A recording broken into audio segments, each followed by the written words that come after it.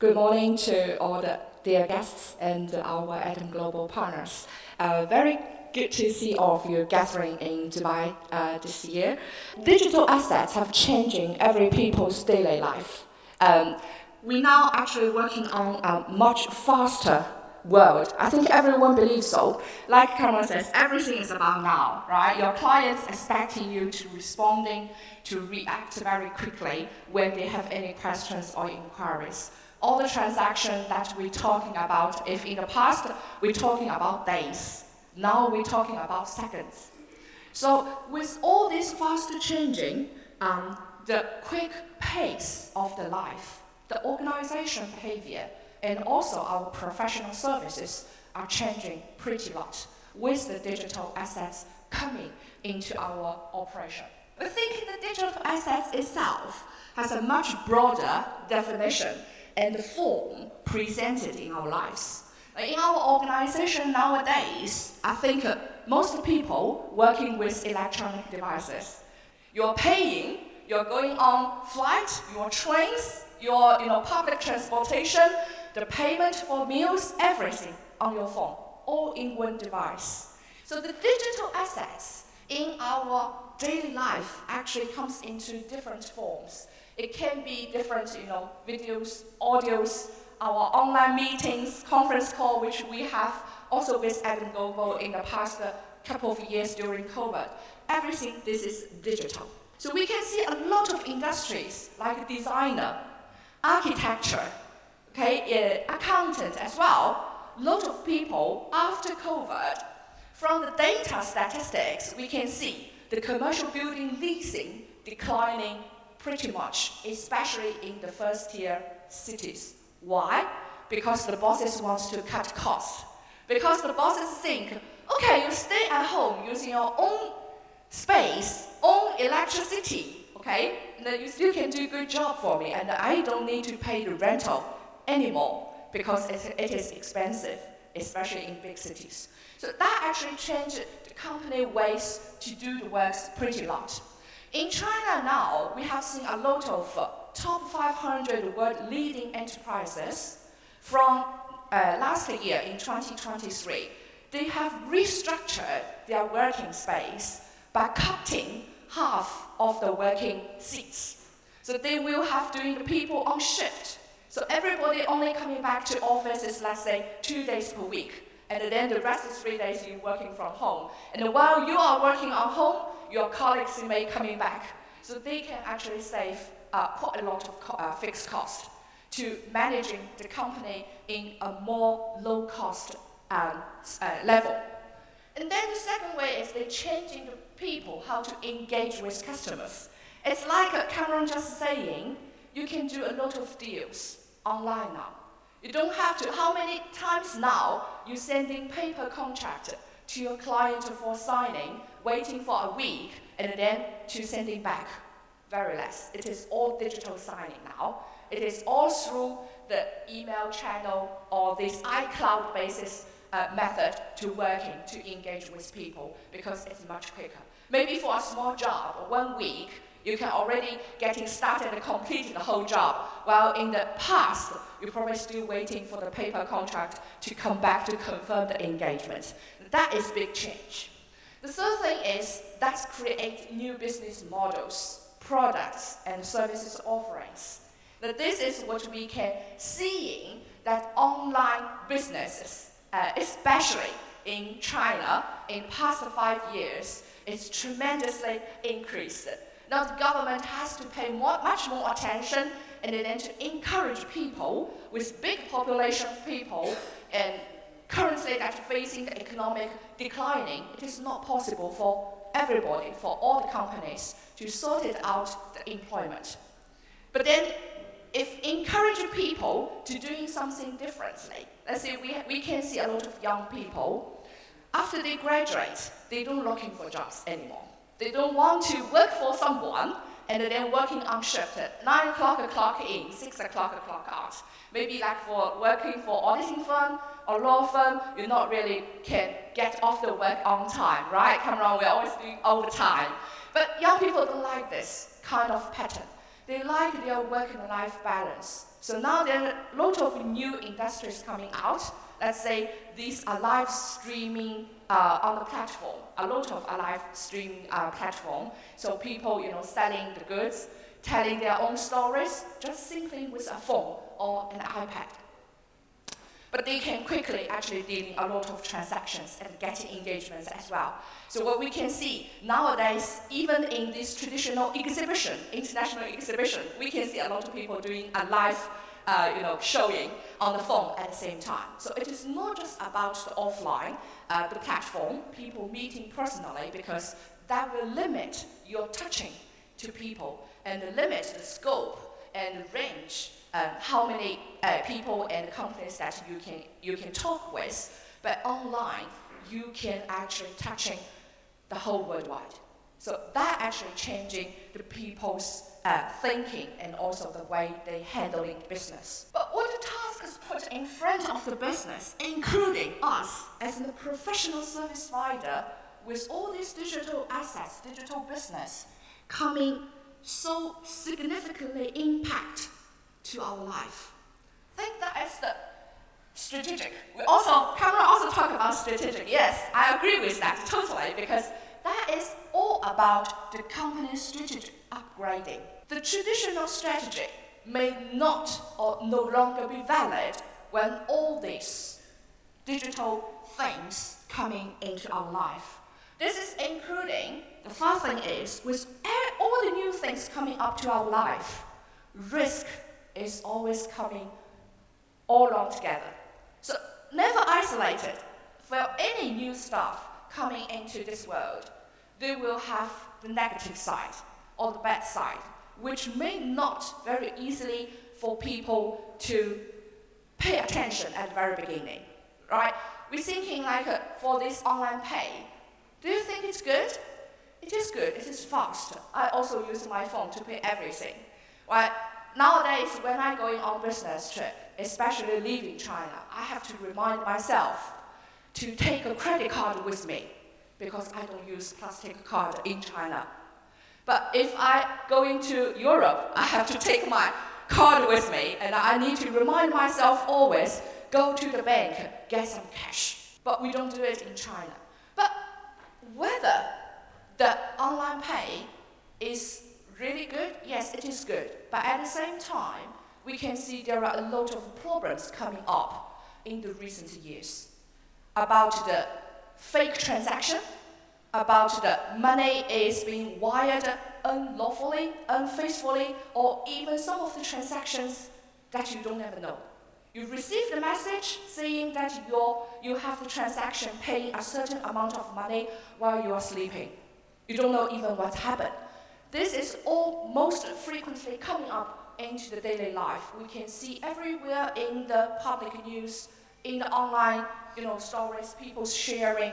So the risk management and the internal controls in the organization actually become very critical to everybody. We recently received an email from a Spanish company, which is our partner. Okay, they have a client in Spanish, while received a spam email requesting for a significant payment. This is AI prevention. So the system is prevention. They are your authorized customer, and requesting for a certain payment of transaction. They arranged the payment. The thing is, they arranged the payment, but by the end of the day, they found the transaction who contacted them is not the person that they are dealing with. And then they have to call, because the transaction is between China and Spanish, so they have to call the lawyer in China, which is our legal team, our cooperative legal team, to helping them to dealing with the local banks, how to stop the money. But good thing is, China has very strong foreign currency control policy. So anyway, wiring money is not very easy to go abroad of China. So by the time that we contact the bank has not finished their KYC and the money is still in China. So by the end of the day, we through the police station, we prove that this is a fake transaction, and we can stop the transaction. So the company, by the end of the day, didn't face any loss. But if the transaction happens in Hong Kong or Singapore, these all free trading, very quick transaction, no foreign currency control banking system, it is likely the money is gone. And then it is likely the company will suffer the loss. So that is the thing when we're talking about the new stuff, the digital assets, changing our life, being more transparent, more efficient, but at the same time, we have to be aware that the risks also embedded and could sometimes play the roles in our company business, in our personal life, which might actually cause our loss. So everything's online brings another topic is how we're going to build trust between different stakeholders. So this is another thing, right? Being transparent, provide essential assurance, how people feel safe and secure when we're dealing everything online. We also heard a lot of news that Facebook in the past facing the privacy customer data leakage.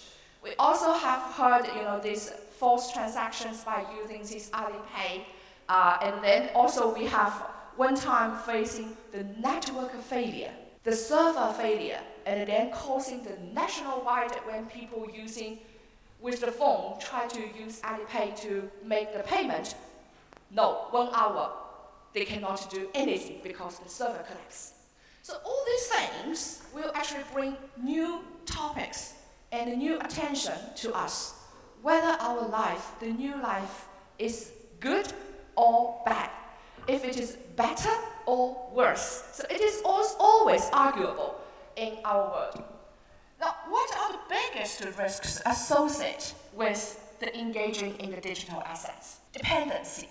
I don't know how people will feel, but as an auditor, I feel very obvious, with our young fellows now working in the auditing firm.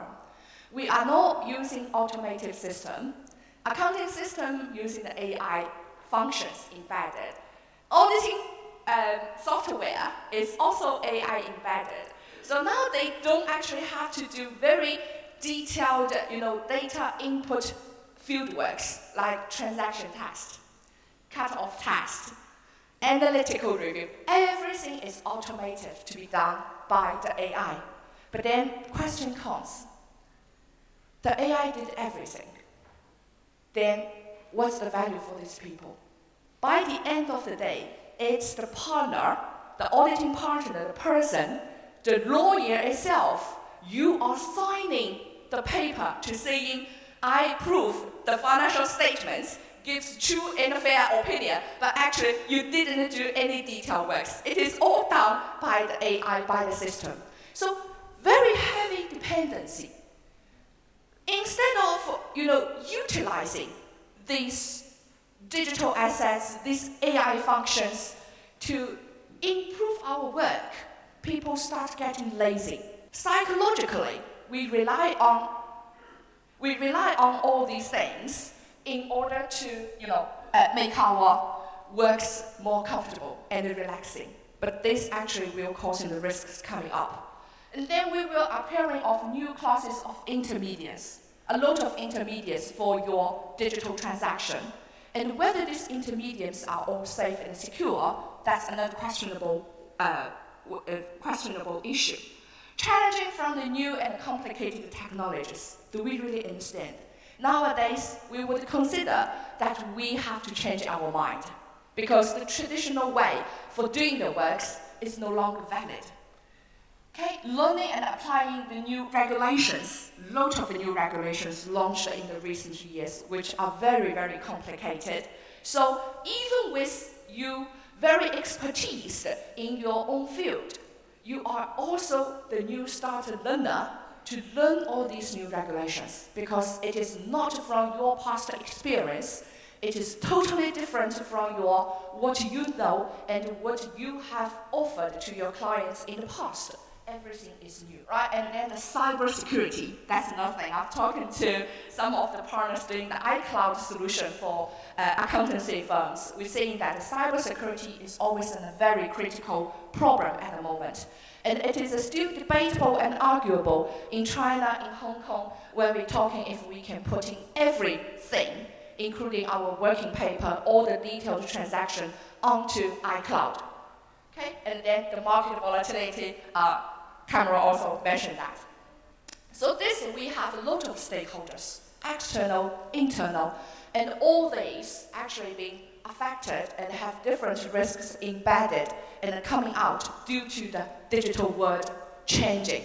So what we can see that from the company perspective and the different stakeholders' perspective, we will have different risk views to looking at the digital, the compliance, the governance, the administration. Now from the tax authority, we can see they are not looking at the company itself. They can looking at your whole supply chain. But the thing is how one company is going to monitor its own whole supply chain from the very beginning to the very end. This is another topic and very challenging to company. But your administrative governance, they can do it, which means you have to do the same in order to corresponding to any inquiries coming from the tax authority, coming from the banker, coming from different administration entities. So that is also very challenging. So the digital asset management, it is about the 3 layers. How are we going to plan it, learn it in the organization, and how are we going to processing and control through the transaction in the new pattern. And then finally, how are we going to protect and monitor all these risks? The 3 pilots, summarize speaking, due to the time limit, I have to finish quickly. It's about changing the brain. We're saying we're changing brain, and then we have to debate ourselves using the new mind to the traditional way. Okay, we have to thinking what is the new things that we have to embed it into the new corporate strategy, into our internal control process. How are we going to do more detailed KYC to monitor our entire supply chain? How to credit rating our suppliers, our customers, especially now the EU announced the new carbon the system, right, very soon, effective in 2026. And then we have CRS coming over. This morning, I have received an inquiry. The client in Cayman, the company sending the penalty notice saying that the company failed to do the CRS filing in Cayman Island. Okay, they cannot understand because they're thinking in Cayman, in BVI, I don't need to do anything. Okay, every year just doing annual return, that's it. But that is not the case. Now CRS filing has come into force in a lot of tax haven jurisdiction, including Cayman. Okay, so this is something all new coming into the business, and the companies, our entrepreneurs, our management, all needs to be aware and learn from that. So all this that we come in is we have to lead a digital mindset nowadays. As a service provider, we're thinking that if we want to serve better to our clients in the future, we need to have proactive thinking, and we need to plan and have proactive solution how to help our client to protect and not getting into the traps or these risks bring by these digital things and all these cyber threats. So in that way, that we can actually give a good advisory in upfront to the company. That's what we're saying. We're doing business, we earn money, but by the end of the day, we don't want to send ourselves to hospital, right? We're working hard, earning money. It's not going to, by the end of the day, lay down in the hospital and pay pills and the doctors. So it's the same in the business. We're doing very hard, we are creative, we're working hard, but by the end of the day, we're not going to using the money we earned to pay tax penalty, to pay all these fines. This is definitely not the best interest of any of the stakeholders. So we have to change, and the company helping the company to change, and then we can catch up with all these changes nowadays in the digital world, with more and more digital assets embedded in our life. But this is the trend. Nobody can change. So how are we going to catch up? How are we going to get comfortable with those? That is the key, one of the key of success. So this is about me. I'm from Hong Kong, R&T Consulting Group, and working as a chartered accountant. So we also, our main office in China and Hong Kong, and we currently helping Chinese enterprises going abroad to the Middle East, to UAE, to Southeast Asia. So as the president of Asia at Global, I urge all of our Asia members really to have more connections together, and also with the Africa partners as well, to helping the companies going abroad and doing a very safe business expansion. Thank you.